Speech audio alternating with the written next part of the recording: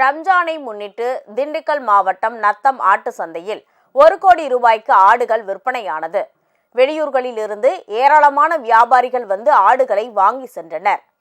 இஸ்லாமியர்களின் முக்கிய பண்டிகைகளில் ஒன்றான ரம்ஜான் நாளை கொண்டாடப்படுகிறது. இதனை முன்னிட்டு கால்நடை சந்தைகளில் ஆடு மற்றும் மாடுகளின் விற்பனை களை கட்டி இருக்கிறது. திண்டுக்கல் மாவட்டம் நத்தம் ஆட்டு சந்தையில் ஆடுகளின் வரத்து அதிகமாக இருந்ததும் விலையும் சற்று அதிகமாக இருந்தது.